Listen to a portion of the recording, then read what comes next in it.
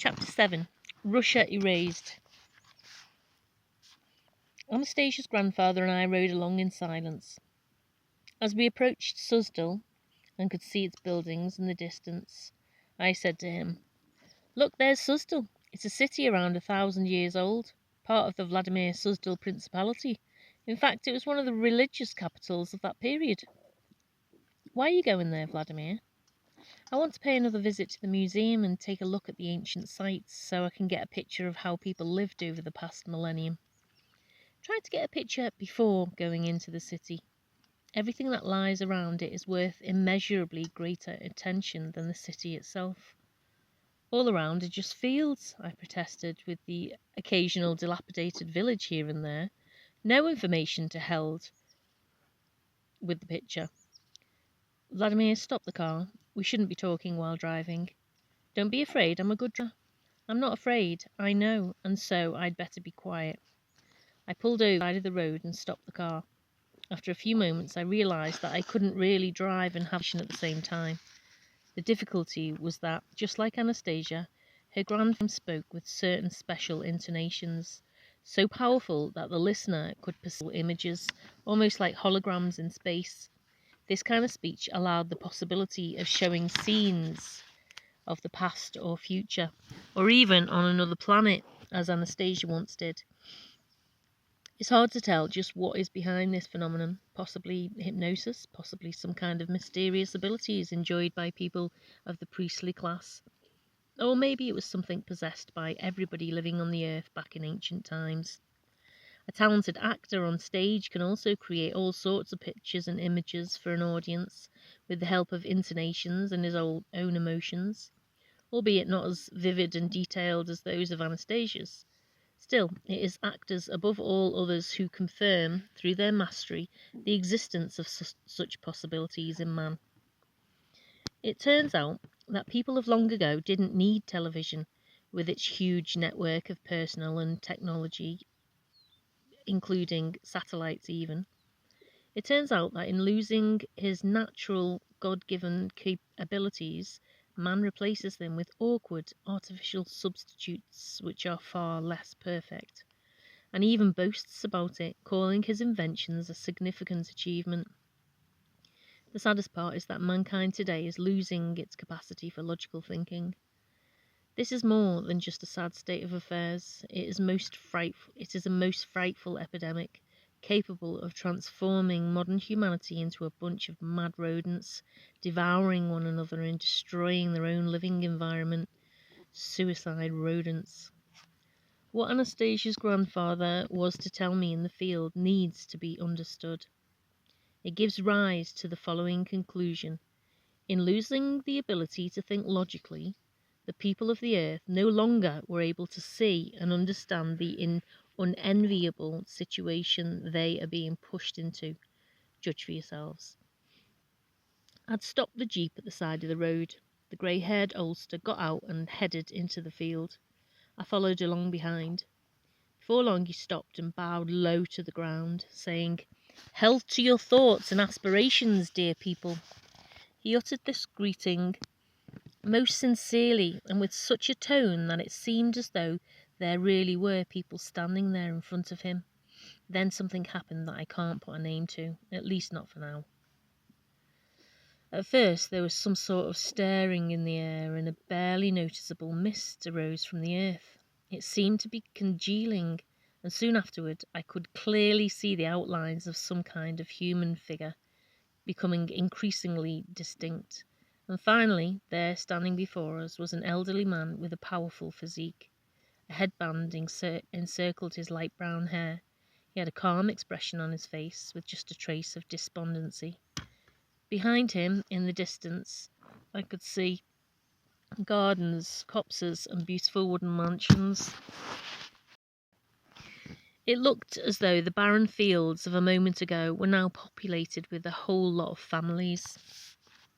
The man standing before us was speaking in inaudible tones to the Siberian elder. The vision lasted for several minutes, then it slowly began to dissipate, as though being erased by an invisible hand. What was being erased was the genuine Rus, not a Rus someone had simply thought up. The vision disappeared altogether when Anastasia's grandfather turned in the direction of Suzdal. He stood there silently staring toward the city, then turned to me and asked, "What do you think, Vladimir, was the original purpose of the city we see in the distance?" "What's thinking got to do with it? Everybody knows this from their history. Suzdal was where the clergy was cloistered. The first Christian bishops lived there. The monasteries and the Kremlin where the elite lived are still preserved today. That's a historical fact." "Yes, you're right, historical. But all Russia's ancient cities have two histories. The original history is more significant. I guess we'll never be able to rediscover the original history. We shall know, Vladimir. You will figure it out through your own logic, and you will even be able to see it.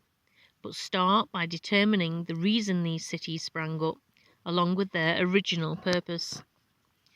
"I would say their purpose lies in the fact that they made it easier to live together and defend themselves against enemy invasion. For example, part of the clergy and the elite, Suzdal was home to many craftsmen. They produced equestrian harnesses, carts, sleighs, earthenware pots, ploughs, and harrows. They would sell their items and live off the proceeds." "Who would they sell them to?" "To the peasants, of course," I responded. "That's it," the fellow confirmed. "They sold or bartered their handicrafts for produce, and the produce came into the city from all the many outlying domains." "Yes, of course.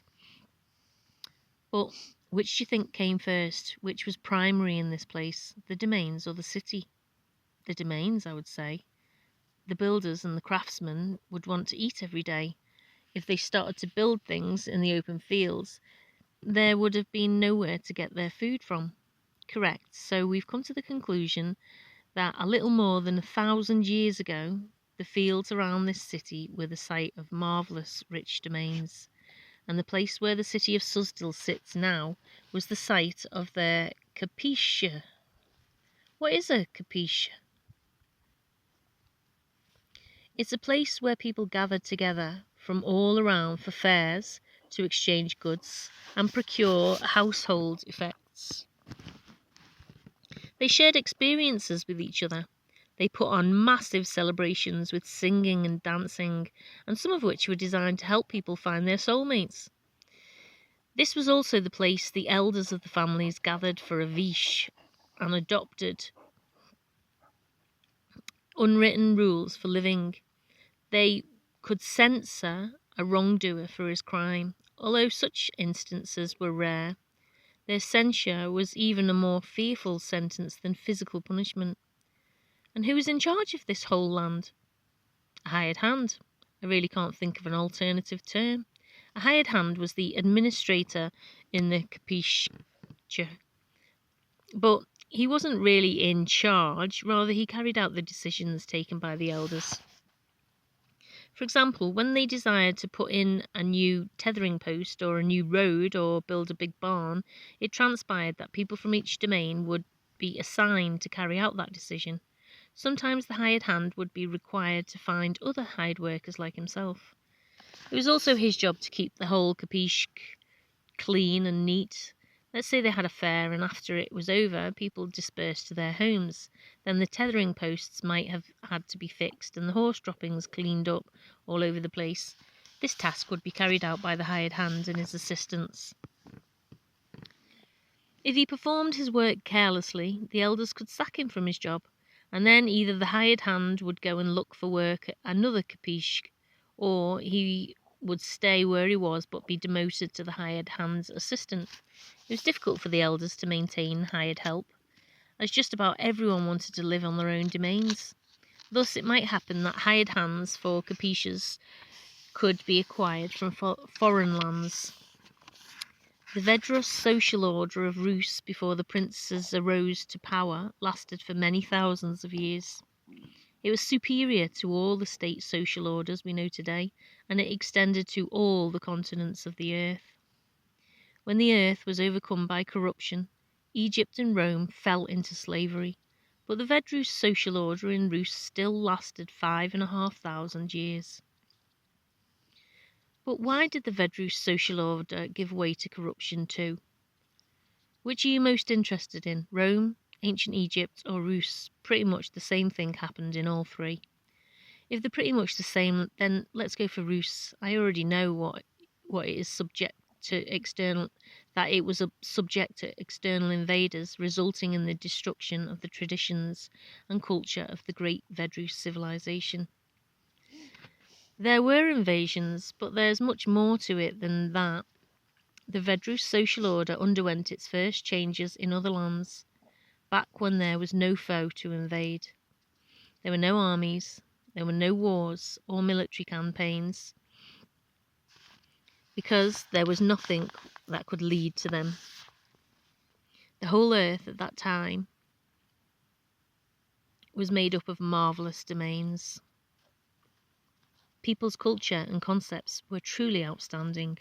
Everybody knew that to take vegetables or fruit out of someone else's orchard by force or stealth was not only improper, it was useless and dangerous to oneself. Only through produce that was given freely and with desire could benefit be acquired. Neither was it considered proper to take household animals from someone else's domain by deceit or by force. A cow would not have let a stranger come close, and somebody else's dog might have shown itself to not be a friend but a foe, and a horse might have taken the occasion to throw a rider if it were not its own. With concepts like these, who would dare invade? Such concepts made invasions absurd. Corruption, in the main, came from ignorance, or rather from treason or betrayal. Even in little things of the culture of one's forebears, their way of life. The family chain leads us to God. To betray one's forebears' meaning of life is tantamount to killing God within oneself. Yes, in Rus, of course, the people were deceived through the priests' well-honed manipulative techniques which are still active in our own time. Back then the elders overlooked this subtle play, and their mistake is still being paid for by subsequent generations even today. End of chapter 7. Chapter 8. The Elder's Mistake. From a hired hand to a prince. At the beginning of the present era, many countries were already ruled by emperors, pharaohs, or tsars. The form of government under which a large state is controlled by one man is unnatural. It has never brought and will never bring a good, happy life to a single nation on the face of the earth. This form of government benefits the priests who manipulate countries through their rulers. It is difficult, after all, to negotiate with all the people at once. A lot easier to deal with just a single individual. Only in Rus they did not succeed in setting up a single ruler. Everyone there was guided by the tribal elders' council. These councils were not something that could be corrupted or forced under threat into a decision that would lead to the oppression of the people. Who would make such an obscene decision for one's children? Several times, through various subterfuges in different places, the priest's assistants attempted to set up a princely authority, a single ruler over the people. In this particular area, for example, events unfolded as follows. One day, a stranger from afar arrived at the Vedrus Kapishk, situated where Suzdal is now. Like the wise men, itinerant minstrels and craftsmen, he was offered food and lodgings. The stranger stayed 2 weeks, but did not engage in any useful activity. The hired hand in charge questioned him. "What useful contribution, stranger, can you make to our Kapishk?" And the stranger replied, "None at all.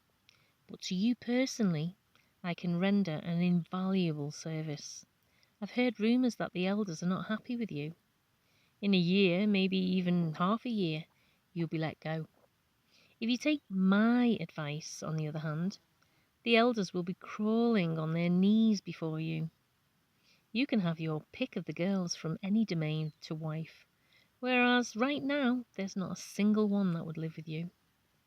I can make it so that it will be your decisions and not those of the tribal elders that will be carried out." The hired hand in charge of the Kapishka and part-time janitor agreed. He listened to the stranger, an agent of the priests, and the stranger proposed.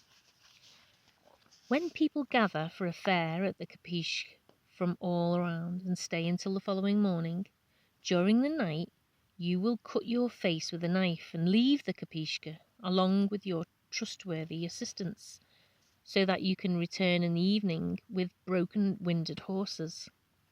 During the night, I and my assistants, they are already here in the guise of artists and craftsmen, will take the horses away from their tethering posts, and you will bring them back in the evening, saying you recaptured them from the miscreants.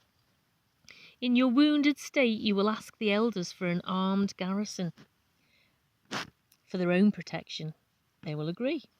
You will take my companions into your garrison. They will all meekly obey your command. The hired hand agreed to the criminal act. He did everything according to the stranger's proposal. When the wounded man returned toward evening with a herd of stolen horses, he learned that not only had the stranger's henchmen stolen the horses, they had also killed 3 people and burnt the smithy and a barn. The wounded hired hand appeared before the elders. He told how he and his assistants had given chase to the miscreants, but they were outnumbered and his assistants were beaten back. And then he began asking the elders for the resources to maintain a strong armed garrison. He asked them to grant him the authority to take decisions on his own in the interests of general security. The elders were taken aback by the hideous crime and agreed to maintain the garrison. Only they were unwilling to pull their own sons away from the domains. So it was decided to bring in strangers to form a garrison and allot them a tribute from each domain.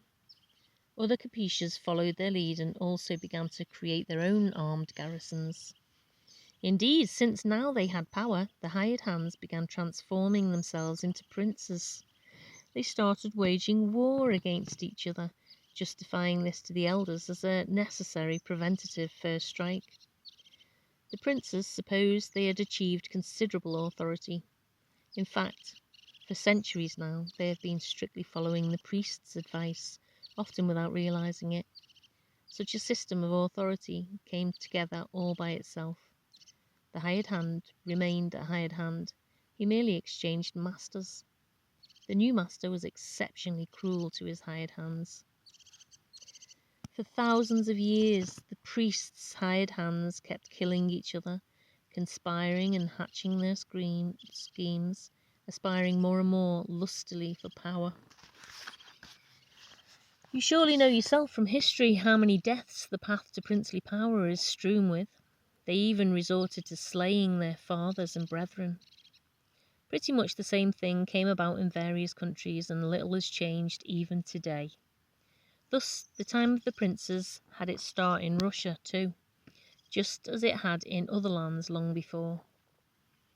You know the rest of the story, I dare say, and the armed garrisons are still around today, still serving somebody's interests. The armaments and weaponry may have changed, but the essence is still the same, and the crimes have not abated. They keep multiplying and keep getting more and more sophisticated. The elders made a mistake. It is a mistake which, if you form your own political party, you will not want to make again.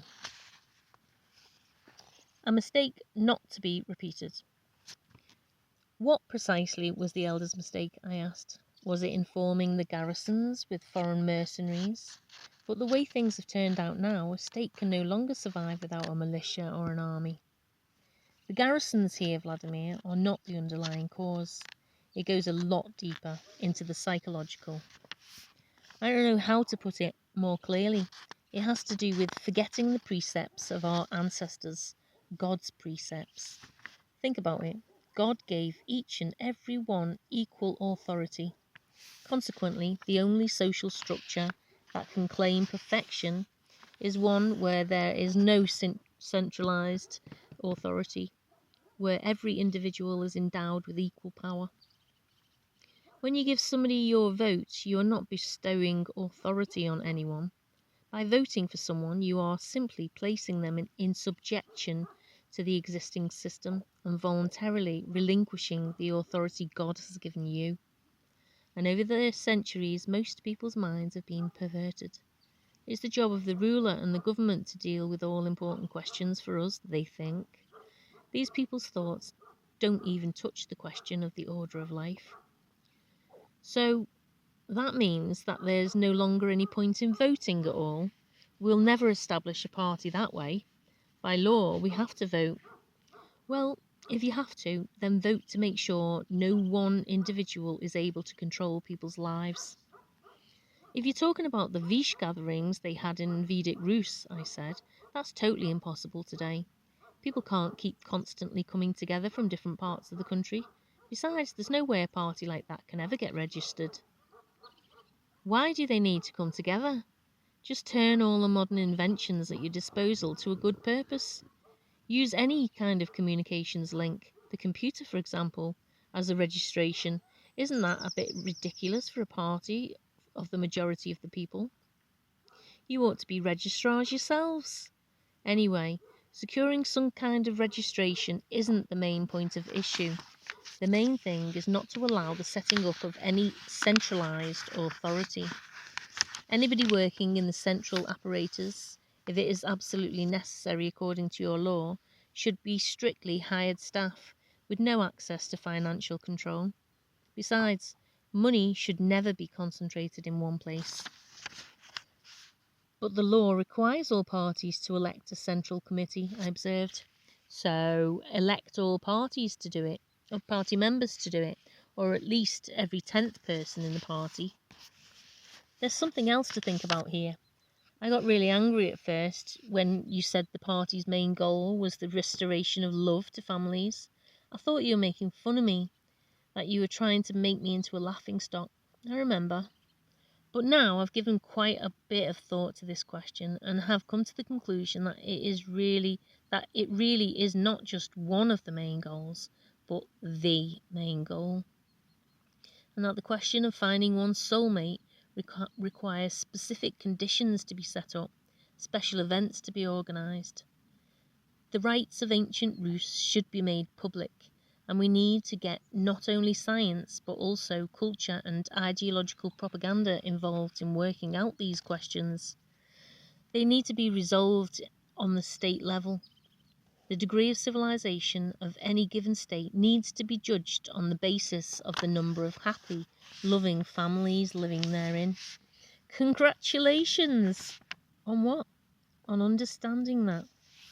Congratulations are still premature. I can't for the life of me think of a way to formulate this goal without people laughing at its constitution, or at me, or at our future party. So let them laugh. What do you mean, let them? If people start laughing, then I'll be the only member of a party with a constitution like that. It will end up being an unregistered party with a laughable constitution, supported by a single individual and an ordinary member of the party at that. Why just a single individual? There'll be at least two. I shall be supporting it as well. And the two of us will raise some money and hire ourselves an executive secretary. You serious? What, you're going to join the party too? No, I shan't be joining it. Anyway, as you point out, I can't be registered under your law, but I'll be supporting the Motherland Party with my whole heart from right there in the taker. And if you're concerned about there just being the two of us, remember that all great causes have always begun not with a mass of people, but with just a single individual. Years down the road, humanity will indeed laugh, but not at you. They'll be laughing at themselves and they'll be happy. Okay, I'll try. I'll give some more thought to drafting the Constitution, and I'll ask my readers to think about it too. If I were you, Vladimir, I'd ask Anastasia to tell more about the wedding rite. And in Vedrus culture, after all, it began right at birth. How on earth could a wedding rite begin at man's birth? Vedrus people considered the primary birth to be not the appearance of the body, but the illumination of love. Nobody in today's world can illustrate this the way Anastasia can. ask her to recreate a picture of life in a Vedrus family. I shan't say where or how this meeting with Anastasia took place. I'll start right away to set forth her description of one of Vedrus' family attitude toward love. Whoever manages to make sense of it and feel the significance contained in the culture of their love may also be able, perhaps, to figure out the great wisdom and cosmic dimension of the Vedrus rites. End of chapter 8. Chapter 9. The Creator's Greatest Gift. Childhood Love. It was with childlike joy and inspiration that Anastasia began telling me about the Vedrus rite associated with the energy of love. The activities of the Vedrus people amounted to a continuous learning cycle. It was a great and joyous school of conscious being. All Vedrus celebrations could be described as tests of mind and skill. They all involved, one might say, reminders to the adults, as well as wise lessons to the young. But even during the days of intense harvest gathering, the Vedrus people worked with a joyous heart. Their work was imbued with meaning that went beyond material creations. Look, Vladimir, see, it is hay-cutting time. A magnificent, clear day. The whole settlement, from the littlest ones to the greatest, is heading out to the meadows with the first rays of the sun. See, there go 2 drays carrying a whole family. Only the elder family members have stayed behind to keep the household animals company. But the guys, the young lads, are riding horseback, with only collar bands on the steeds and long lengths of rope in their hands. On these horses, they will use these long ropes to cope with the task of dragging the stooks of hay over to the main stacks. The stately muzhiks, which English plural of muzhik, stress on the last syllable, the Russian term for a hardy male peasant or rural dweller, in their carts, hold their sides poised, blades up, while their wives and older children sit beside them with their rakes, ready to start raking up the hay the men will be cutting. Also riding on the drays were some very small children. What for? Just for the fun of it, out of curiosity, to mingle, frolic and play, and to observe the grown-ups on this day. The people are by no means dressed in rags. See their clean white shirts, and the women wearing flowers entwined in their braids and embroidered dresses. Why are they dressed up in their best, as if going to a celebration? The answer, Vladimir, is that they are under no constraint to actually cut hay. They all have their own piles of hay back in their respective domains, though naturally it does not hurt to have some community stacks in reserve. The main thing, however, the tacit purpose behind all the general activity, is to show themselves at work in their neighbours' eyes, to steal furtive glances at each other, and to give a chance to the young guys and girls to get to know each other in a common activity. That is why the young people, even from outlying communities, are so happy to turn out for the haymaking. Now it has begun. Look, the scythemen are moving forward steadily, all in a row. Not one of them must fall behind. Their wives are raking up yesterday's cuttings to be dried, singing as they work. The young people gathered the dry hay in stooks. Those slightly older will build the haystack. See those 2 guys standing on top of the haystack? One of them is 18, the other 20. They are piling the hay on the stack, which those 6 smiling girls are handing up to them. The guys have taken off their shirts. Perspiration is streaming down their tanned skin, but they are trying to keep up with the merry girls. There are 2 guys up top, and there ought to be 4 girls throwing up the hay from below, but it turns out there are 6 of them down there, laughing and joking, trying to drown the lads in hay. The guy's father comes over to the haystack to get a drink of water. He's quickly sized up the whole situation. His 2 sons are trying to keep up with the 6 girls. They simply cannot afford to get done in. Besides, in the group of nimble, laughing girls below, there may be 2 brides for his sons. After taking a drink, the father calls up to his boys. "Hey there, boys. I don't feel like cutting any more for now. How about I climb up there and help you, seeing as how there are 6 down below instead of 4? Why, father? Answered the elder son, not slacking off for a moment. There are 2 of us up here, stacking hay, my brother and I, and we haven't even got warmed up yet. It's as though I'm still asleep, added the younger, as he somehow inconspicuously wiped the perspiration from his brow. Down below, the light-headed girls took notice of his movements. One of them called out over the general laughter, "Watch out, don't let the sleepyhead get wet." The father broke into a smile of contentment before rejoining the row of scythemen. The train of 4 steeds, which the young men were leading by the bridle, was on its way to the haystack from the farthest meadow. The last horse was led by the youngest, whose name was Radomir. He'd turned 8 just before the start of the summer and was now in his 9th year. But the boy, Radomir, was very well developed for his age. But it was not only his physical height that elevated him above his peers. He had a quicker grasp of knowledge than did the others, and he excelled in festive games. And here at the haymaking he swelled with pride at having been given work usually assigned to kids just a bit older. He was in no way going to lag behind his elders. He himself was trying to bind up the stooks as quickly as possible, and the horse obeyed him.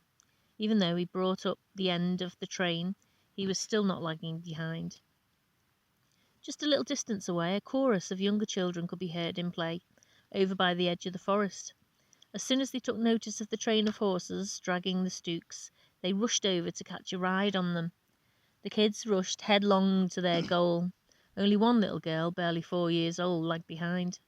The others had already reached the stooks when she took a mind to try a shortcut and anxiously started running across a swampy stretch of ground. This small swamp had almost dried up, but one could still find patches of elevated ground dotted around. The dear girl jumped from hillock to hillock, very close to the horses dragging the stooks. All at once, however, trying to jump to the next patch of ground, the girl slipped and took quite a fall, scratching her knee badly on a stick and getting her dress and her face all muddied in the process. She picked herself up, but fell back at once and started screaming at the top of her lungs, smarting with annoyance at her plight, just as the last of the stooks came by and began to recede into the distance. The stately youth Radomir heard the little girl's cries. Here he found a dear little girl with clothes and hands all muddied, sitting in the midst of a puddle, using her tiny fist to wipe away the tears and bawling with all her might. Radomir took hold of her under her arms, picked her up out of the puddle, set her down on a dry patch of ground safe from harm, and asked, "What are you bawling for, little one? Is it that bad?" Still crying, she tried to explain through her tears. "I was running, see? I was jumping from patch to patch, trying to catch up, only I took a bad fall. All the stooks had gone and I was lagging behind. Now all the other kids are having fun riding on the stooks and I ended up in this puddle." "They haven't all gone," Radomir responded. "Look, I'm still here and there's my stook. If you can stop your bawling, I'll give you a ride on it. Only you seem to have got so dirty all over." "Now stop that screaming once and for all," he demanded. "It's making me deaf." Radomir took hold of the hem of the little girl's dress. Finding a clean patch of dress, he put it up to her nose and commanded, "Come on, now blow your nose." Completely taken aback by this move, the little girl let out a loud "Ow!" and covered the front of her exposed lower torso with her hands. Now she blew her nose hard, 1, 2, and stopped crying. Radomir let down the hem of her dress and stared with a critical eye at the filthy and dishevelled little girl standing before him. "You'd better take off your dress altogether," he said. "Shan't," she declared firmly. "Take it off, I shan't look. I'll rinse out your dirty dress in the lake. You can sit here in the tall grass while you wait. Here, you best take my shirt. It will go right down to your ankles. It'll be longer on you than your dress." Radomir rinsed the little girl's dirty dress in the lake while she wrapped herself in his shirt and peeked at him through the tall grass. As she sat there in the grass, the girl was struck by a piercing, frightening thought. She remembered once overhearing her grandfather telling her grandmother, "A terribly scandalous act took place in the next settlement. Some good-for-nothing lifted up the hem of a maiden's dress before marriage." "If he lifted up her hem, it means he's crushed the poor dear's life," the grandmother had sighed. The little girl decided that something must be crushed in her too.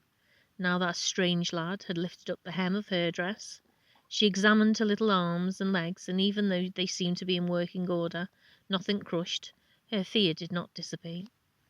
If grandfather and grandmother believed that lifting up a dress hem would crush something, then something of hers must be crushed too. The girl jumped up from the grass and called out to Radomir, who had been rinsing out her dress in the lake, "You're a dirty good-for-nothing!" Radomir straightened up, turned towards the girl standing in the grass wearing his shirt, and asked, "What are you carrying on about this time? I don't know what you want." "I'm telling you, you're a dirty good-for-nothing. You dared lift up the hem of a maiden's dress before marriage. You've crushed everything of hers." Radomir looked at the girl's mud-covered face for some time, then burst out laughing. After getting hold of himself, he said, "Well, you've heard the song, but got it wrong. Sure, lifting up the hem of a maiden's skirt before marriage is a bad thing, but in my case, I didn't lift up the hem of a maiden's skirt." You did. I remember you lifted up the hem of my dress." "Your dress, sure," Radomir agreed. "But then, you're not a maiden, are you?" "How come I'm not a maiden?" the girl asked in surprise. "Because all maidens have protruding breasts, but you don't. Instead of breasts, all you have are two little spots which are hardly noticeable. That means you're not a maiden." "Then who am I?" the little girl asked distractedly. "You're still a little one. Now you just sit there in the grass and don't say a word. I haven't the time to talk with you." Once again he stepped into the water, finished rinsing out the dress, then wrung the water out of it and laid it out neatly on the grass to dry. Then he called out to the girl, "Come down to the water, little one. You need to get your face washed." She came to him obediently and stood quietly while he washed her face. "Now let's go to the Stook, and then I'll give you a ride." "Let me have my dress back first," the girl asked almost in a whisper. "It's still too wet. You can stay in my shirt for the time being. I'll bring your dress along with me. It will have dried out by the time we get to the haystack, and you can change there." "No! Give me back my dress," the girl insisted. "Maybe it's wet, but I'm going to put it on anyway. It can dry on me." "Have your own way. Spruce yourself up," said Radomir as he handed her the wet dress and headed over to his horse. The little girl quickly put on her dress. She rushed to catch up to Radomir at the Stook. "Here I am," she said, panting away, "and here's your shirt back." "Okay, you're my bad luck charm. All the other lads are heading back already, and I'm here stuck with you. Climb aboard." He helped the girl climb onto the Stook. He took hold of the bridle, and they started off in the direction of the haystack. The little girl sat on the Stook in her wet dress, jubilant as it whisked smoothly over the ground. She was riding the Stook all alone, not in twos or threes like the other kids. She sat there all by herself. Her face was beaming with joy, as though she had suddenly been turned into a goddess. If only her girlfriends could see her now, not as part of a train, but all alone. He was carrying her all by herself. She noticed the way Radomir led the horse by the bridle and couldn't take her eyes off his back. Her little heart began to beat faster. She felt a sensation of warmth permeate her whole body. Naturally, she was still too young to realise what was going on. She was in love. Oh, for the love of childhood! It is the ultimate of purity, the precious gift of God. Only why does it sometimes make an early start and perturb a little one's heart? Why? What does it mean when it comes early like that? It turns out that there is truly great meaning in early love, something the Vedras people well knew. Upon arriving at the haystack, Radomir came back to the Stook. "Climb down, little one. Don't be afraid, I'll catch you." Catching the little girl in his arms, he set her down on the ground and asked, "Whose kid are you?" "I'm from the next settlement. My name is Luba Miller. My sister and I are visiting, helping our brother," she replied. Go on then, go to your sister, Radomir admonished, walking away. He did not turn back even once to look at the little girl. She stood there, watching everything. How he untied the rope from the stook, climbed up onto the barrel from where he could leap onto his steed. Then he took off at a gallop to fetch a new haystook. Love as a fully fledged member of the family. Little Luba Milka returned home with her sister. It was already the family's supper time, but Luba Milka didn't want to sit down at to the table. Clinging to her grandmother's skirt, she begged, "Can we go for a walk together in the garden, Grammykins? I want to tell you about a miracle, just you alone." Upon overhearing his request, the father protested, "It's not proper, daughter dear, to go off when the family's about to sit down to table, let alone take your grandmother with you." But when the father looked into his daughter's face, he broke into a smile. The Vedras people knew the grace of childhood love. They knew how to treat love kindly, to embrace it as a heavenly gift to the family, to refrain from making fun of it, and to respect its every trace. They valued the grace of its great energy, and so the diverse energies of love would come to them with great joy. "You and your grandmother go for a walk in the garden and eat some berries," said the father, feigning an air of nonchalance. Little Luba Milka sat her grandmother down in a far corner of the garden, and right off began excitedly telling her story. "Grammykins, I was playing with my friends there at the haymaking, and they ran off to have a ride on the stooks. I didn't feel like joining them, I was just minding my own business. All of a sudden, this most kind and handsome young lad stops his horse and comes up to me. Yes, indeed, Grammykins, he comes just as close as you and I are right now. And he was so handsome and kind. Here he stands in front of me and says, 'Little girl, I invite you.' No, he didn't say that. He put it in another way. He said, 'Little girl, not only do I invite you, I beg you to take a little ride on my stoop.' And I had a ride there. You see, Grammykins, has something happened with him? Something's happened with you, granddaughter dear. And what might his name be? I don't know. Didn't say. First of all, my little Luba Milochka, tell me the whole story and try to remember the way it really happened." The way it really, Luba Milka hung her head. "The way it really happened, I took a fall in a puddle. He came along and washed out my dress. Then he gave me a ride on his stook, but I guess he never told me his name. He called me Little One, and when he left he never once looked in my direction." Luba Milka finished her story and began crying. She continued through her tears. "I stayed there, standing there, and watched him go away, only he never looked at me even once, and what his name was, he didn't say." The grandmother gave her granddaughter a big hug, stroking her dark blonde hair, as though stroking the energy of love within her, and she whispered as though saying a prayer, "Oh, great energy from God, turn and help my granddaughter with your grace. Do not burn her still immature heart. Give her inspiration to take part in co-creation." Aloud, she said to Luba Milka, "Granddaughter dear, would you like this very good lad to always have eyes for you alone?" "Yes, I would, Grammykins, I would." "Then you should not let him come by or see you for 3 years." "But why?" "When he spied you, you were all dirtied by the mud. He saw you as a crying, helpless little girl. This is the impression he still has of you. In 3 years' time, if you yourself make the effort, you will be older, smarter, and more beautiful." "I shall try. I shall try the very best I can. Only tell me, Grammykins, how should I try? What plan should I follow?" "I shall share all my secrets with you, granddaughter dear.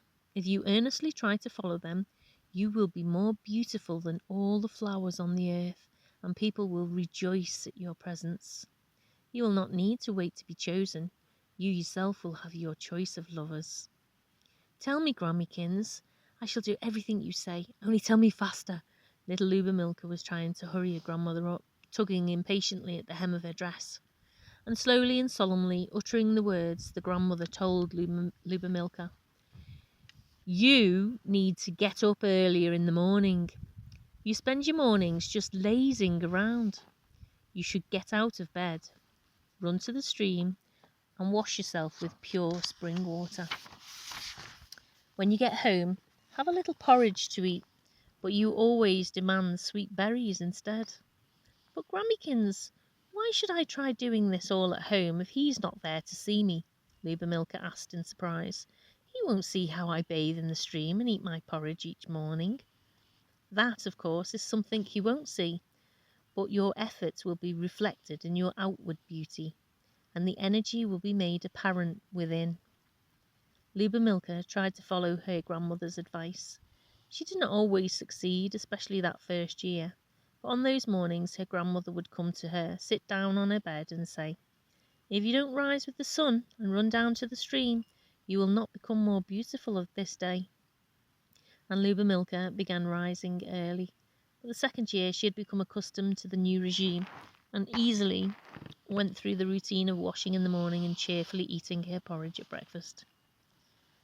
Now the 3-year waiting period recommended by her grandmother was almost at an end. Only 1 month remained. People were gathering at the Kapishk from all around for this season's fair. Miller and her elder sister, Yekaterina, watched as carriages regularly passed by their domain on the way to the fair, and all at once they noticed one carriage pull off the road and approach their gate, where the sisters were standing. And lo and behold, there in the carriage, Milka recognised him right off. There, sitting with the other passengers and holding the reins, was none other than her beloved Radomir, looking just a little older. The little girl's heart began trembling when the carriage came up to their gate and stopped. An older gentleman among the passengers, probably the father, said, "Cordial greetings, my maidens. Please convey my respects to your father and mother and all your elders. We would like to drink of your kvass. We forgot to bring our own along on the journey." Milka rushed into the house, calling out, "They send all of you greetings. Where's the pitcher? Our pitcher with the kvass. Where is it? Oh, yes, it's in the pantry, keeping cool." And off to the pantry she dashed, overturning a pail of water standing by the door in the process. Turning around, she rattled off to her grandfather and grandmother. "Not to worry, I'll mop it up when I come back." Grabbing hold of the pitcher, she ran out to the gate, where she stopped to catch her breath. Restraining her excitement, she opened the gate, walked out with stately stride, and handed the pitcher of kvass to the gentleman. While the father of the family was drinking the kvass, Milka kept her eyes fixed on Radomir, but he had eyes for Yekaterina. When his turn came to be handed the pitcher, he drank up the remaining kvass, then jumped down from the carriage and held out the pitcher to Yekaterina, saying, "Thank you. This kvass was prepared by kind hands." Milka watched as the carriage drove off, then running to the deep far corner of the garden, collapsed on the bench and began weeping bitterly. "Why so sad again, Milka?" Grandmother had come over and sat down beside her. Through her tears, the girl told her grandmother what had happened. "They came to us and asked for kvass, and the boy was there who gave me a ride on the stock 3 years ago. He's even more handsome now. I ran and brought the kvass in a pitcher. They all took a drink and said how good it was. He took a drink too, and then gave the pitcher to Katerina. Not to me, Grammykins, but to her, my rival, Katerina. And it was her he thanked, not me. She's a real dingbat, that sister of mine. She must have been chatting him up while I was getting the kvass. He looked back at her and even smiled. My own sister, a rival, a real dingbat." "Why are you blaming your sister? She's not at fault, you are." "Why am I to blame, Grammykins? What have I done wrong?" "Listen carefully.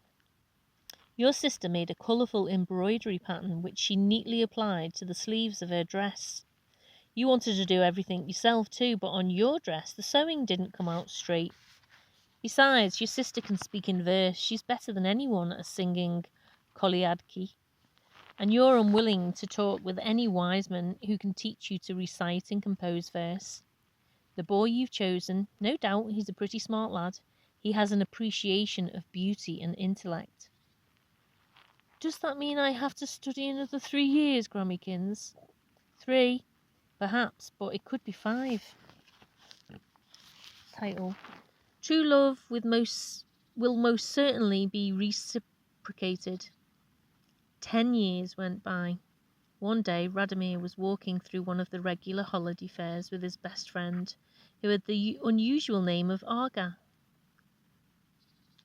Arga had a flair for creating marvellous pictures and doing fantastic wood carvings. He could fashion statues of clay that looked as though they were alive. This was the talent he had inherited from his grandfather. From his father, he derived his blacksmith's art.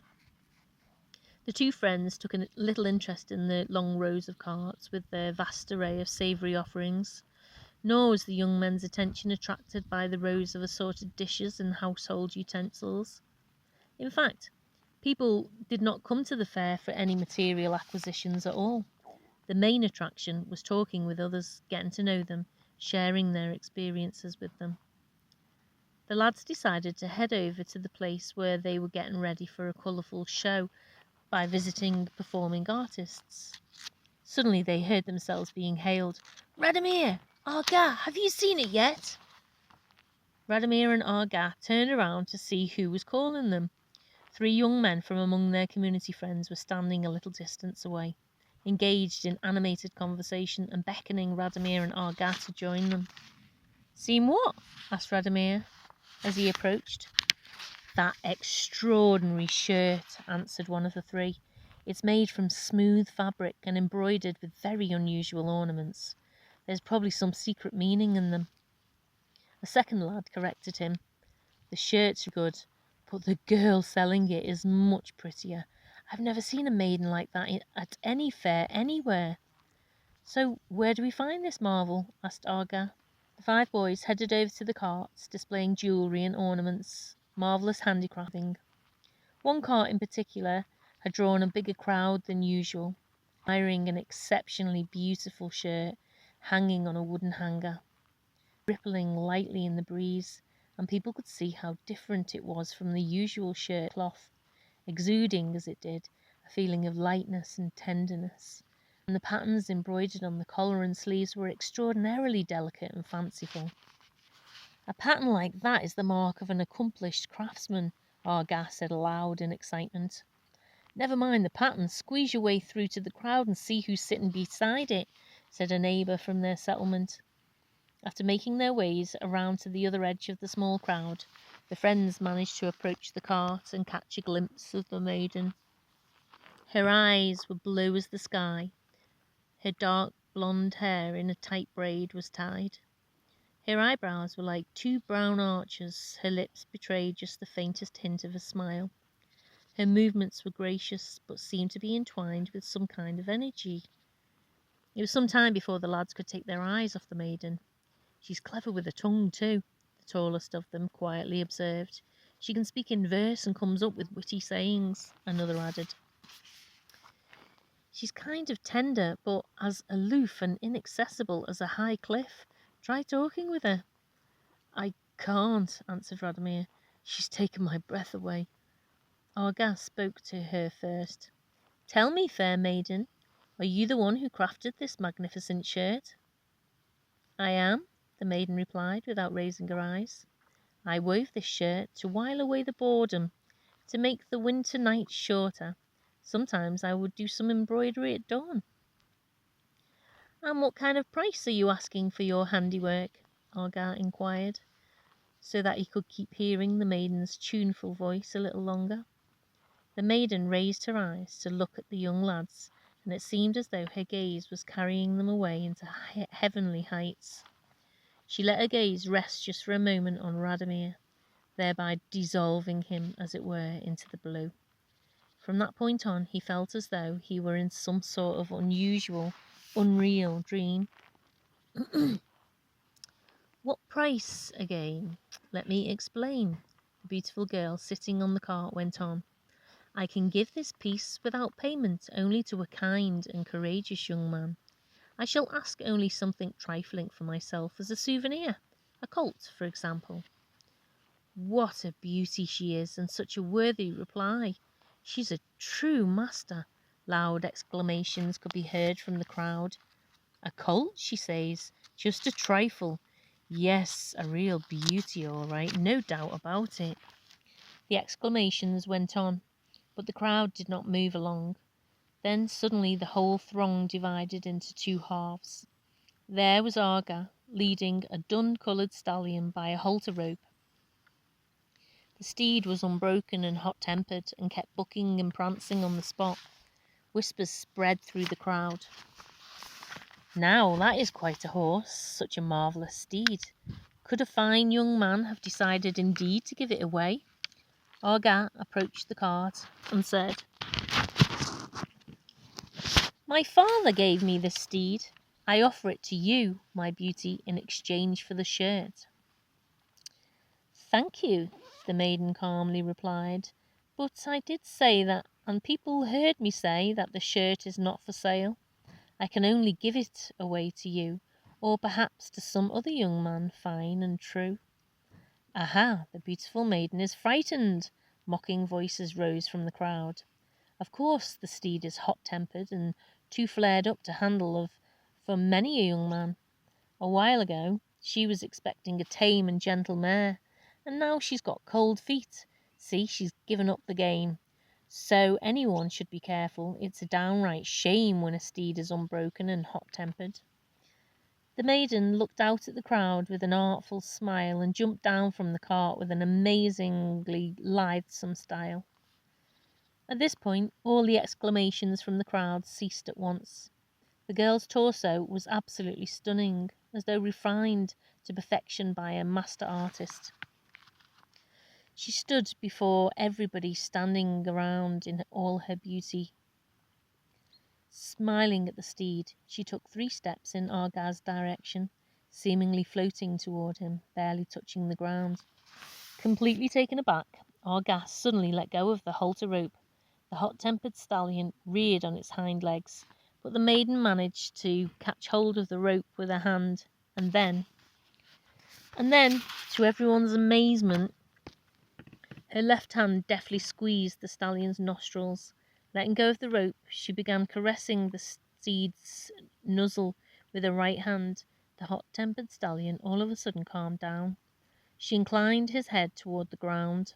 At first he put up some resistance, but eventually began bowing to the ground, lower and still lower, and then the steed suddenly fell to its knees before the maiden. A grey-headed oldster stepped forth from the crowd and said, "Only the wise men know how to tame a beast like that, and not even all of them. But you are still a young maiden. What is your name, and whose girl are you?" "I am Luba Miller from the next settlement." "And whose am I?" "Nobody's. I am simply the daughter of my father. And here he comes, that strict father of mine." "If only I had been strict," said the father, who had just come back to the family cart. "What have you been up to this time, my little gal?" "Nothing much. I've just been playing a bit with this little colt." "A bit, I see. Let the steed go. It's time we got on the road home." Title: Love, too, was teaching in the Vedrus school. What had happened to Luba Miller during these years? Where had she learnt such wisdom and agility all of a sudden? In the Vedrus school. People studied their whole lifetime in this school, from their early childhood to their most advanced age. Every year they sat for exams. The school programme had appeared right at the beginning of creation, in all its minute detail, and then become further enriched over the centuries. The wisdom was imparted unobtrusively. The lessons were not at all like those in your contemporary schools. "You once told me, Vladimir, about a certain expression used in your society, when it turned out that a child is mischievous and rude and bad habits show up in him. People would say that he was brought up by the street, that he's been granted too much freedom." The Vedrus people had no fear about granting freedom to their children. It was common knowledge that the system of festivals and rites was so intricately and skillfully thought through that all children were absorbed in penetration for them. Even though it seemed as though they were playing, they were actually teaching themselves various disciplines, often without the help of adults. Examinations in the Vedra school were like one festival or celebration after another. With their help, the adults taught the children, and they themselves learned from the children. Take the festival of the Kolyadki, for example. During the festival days, children walk about and sing Kolyadki to all their neighbours. The verses and melodies, along with the accompanying dance movements, were all composed by the children themselves. Children started preparing for their performances long before the start of the festivals, eager to learn from adults, their families, their peers, and the wise men as to the best way of mastering verse composition, along with singing and dance movements. Not all children had the same abilities, of course.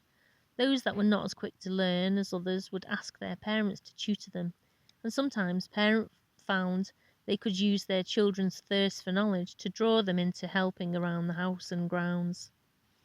A little boy might badger his grandmother, for example. "Grammykins, dear, read some verse to me. Please do read, I beg you. I don't want to fall behind and be worse than the rest. My friends might not take me with them to sing Kolyadki next time." And the grandmother would answer, "Oh, I've quite a bit to do. Perhaps you could help me, and then I will be able to read some verse this evening." The child would be eager to help all day long, and afterward would listen intently to his grandmother and try to memorize all her verses or songs, and implore her to teach him the appropriate dance moves. Then he might implore his grandfather and perhaps his mother and father too to tutor him just a little bit more, and he would be grateful to his parents when they offered him a lesson. Compare this approach, Vladimir, with the lessons children get in schools today. In literature, let us say. You are right, there is absolutely no comparison. The Vedras children aspired to become poets themselves, right from a very young age. The parade of merry festivals in the Vedras period was a system that helped people learn about the order of the universe and in turn teach their children the simple wisdom of life. The wise men were itinerant teachers and sources of information in regard to what was going on in the world.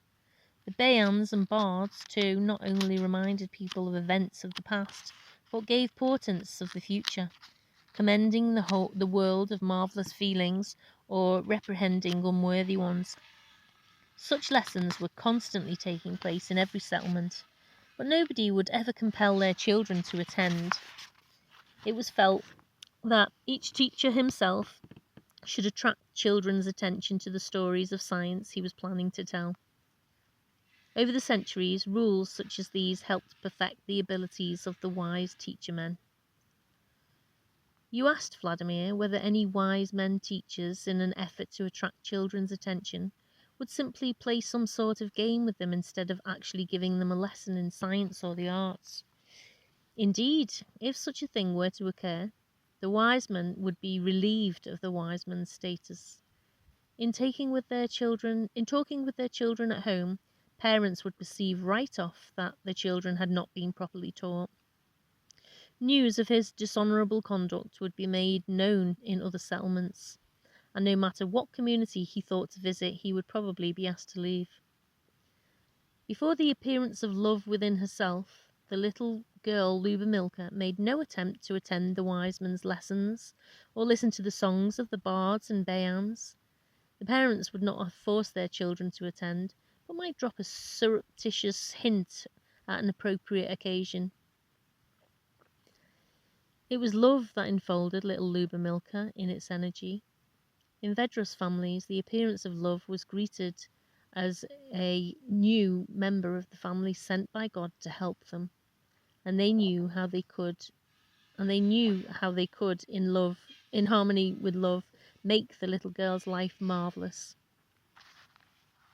This is why the grandmother advised Lubomilka to go and study with the wise men, not just to study for the sake of studying, but with a specific purpose, to become the very best she could be for the one she loved. Lubomilka consented and decided that the next time a wise man presented himself, who could teach people to sing songs with a beautiful voice, She would indeed go to see him along with her friends. But the wise men they needed never came. Luba Milka decided she would simply go listen to the next wise man that showed up. She did, and began to listen to his lecture. This wise man began talking about the specific function of various plants, the fragrances these gave off, and about how plants could be used to treat man's diseases. What do I need this for? Luba Miller thought to herself. Indeed, this is neither here nor there. Everyone knows how to treat. Mamma, grandmother, sister, they all know.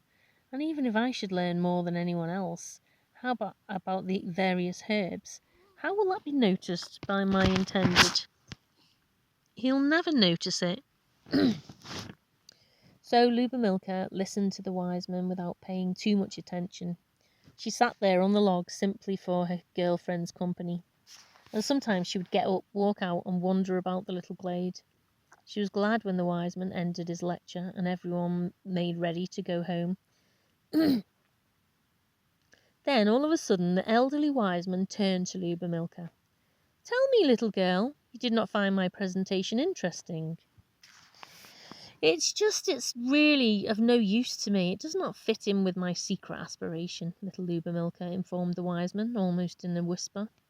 The wise man teacher broke into a faint smile.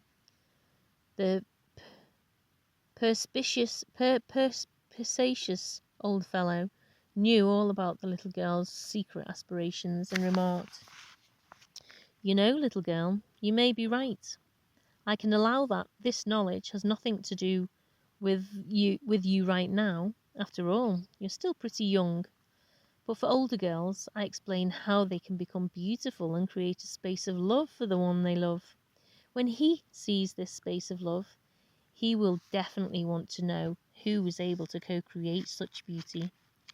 And he will be so excited to meet whoever steps forward as its creator.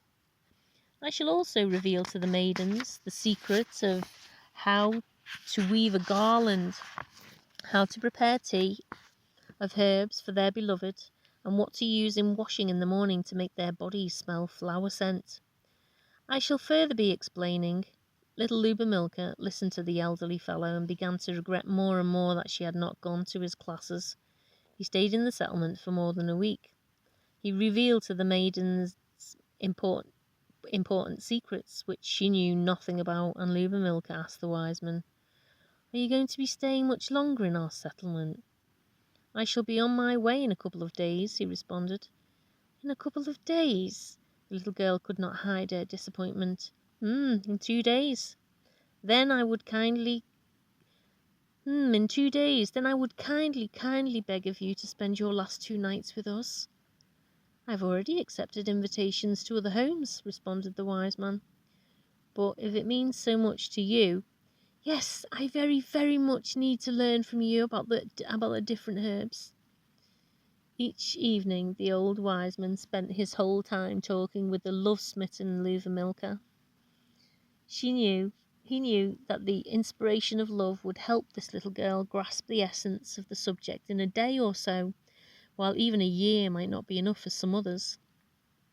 When it was time for him to leave, Milka escorted the wise man to the outskirts of the settlement, and he told her, "After me, another wise man will be coming here.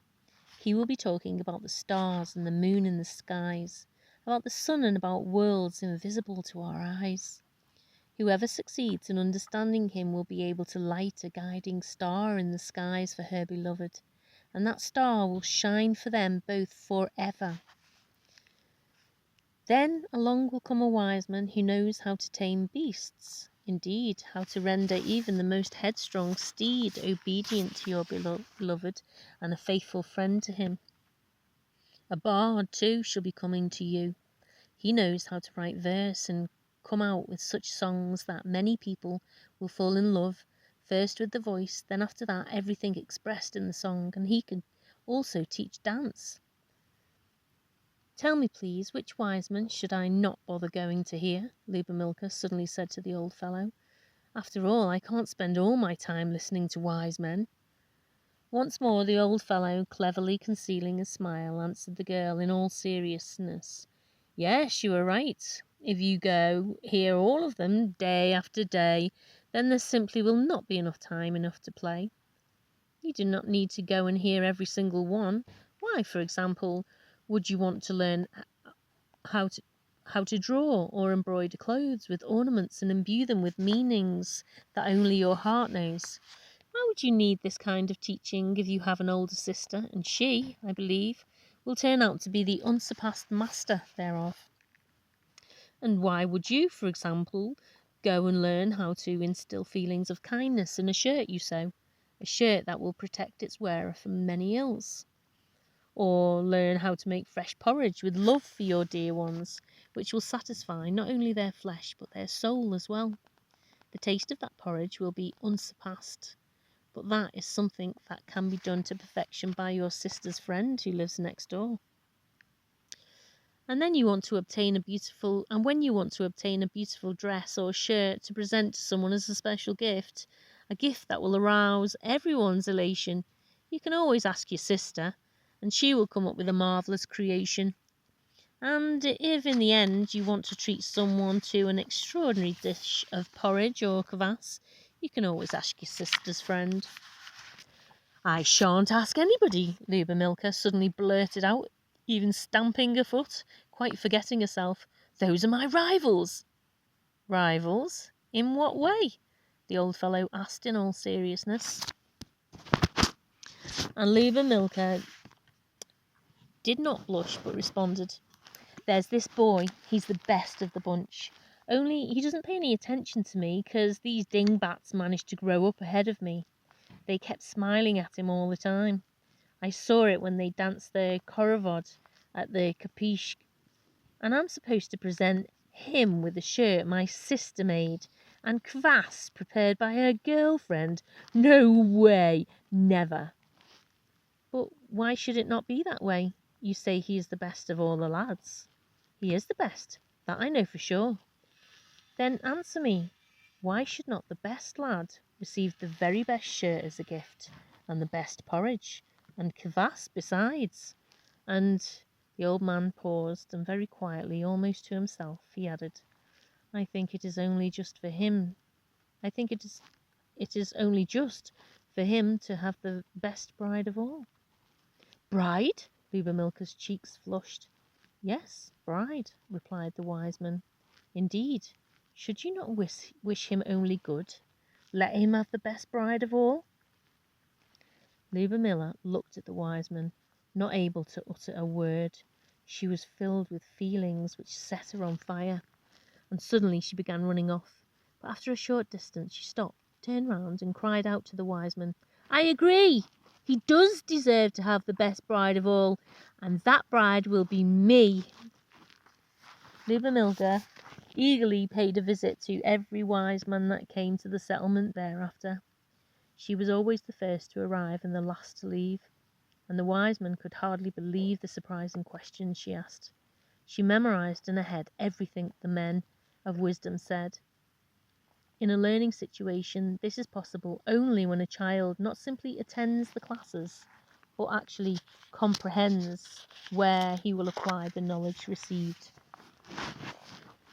When instruction proves too grueling for the pupil, it can be counterproductive. When a man has a specific goal that can be mastered through the study of various disciplines, learning for him becomes an exhilaration, and the assimilation of knowledge proceeds 100 times faster. And when love enters into the equation, the resulting effect is unsurpassed. Love is capable of scanning the thought of any wise man. Just a few words spoken by the teacher can be sufficient not only to explain the whole subject to the pupil in the blinking of an eye, but even beyond that, to further engage his thinking. Love, a great energy, the gift of God, was paramount in Luba Milka's instruction. Back at home, the little girl followed her mamma and grandmother's dinner preparations with great eagerness. She had them explain all their actions in full detail, and tried her own hand at creating various dishes. And the little one came up with some rather unusual creations. Once at the Lenitsa, which is a traditional week-long celebration in late February or early March. A group of relatives had come to join in a meal. 2 stacks of pancakes stood on the table, one of them cooked by the girl's mother and grandmother, the other by little Luba Milka herself. The guests found her pancakes much tastier than the others, and this now not so little girl watched from a far corner of the room as her stack of pancakes began disappearing faster than the other. When the whole family sat down to the table on a weekday, grandfather would be the first to taste the cabbage soup from a wooden spoon, and he would say, "I know for certain who made this soup. It has a pleasant and tender taste that no one else can match." "Hear, hear," the girl's father added. "Not only does it contain flowers from unusual herbs, but there is feeling in it."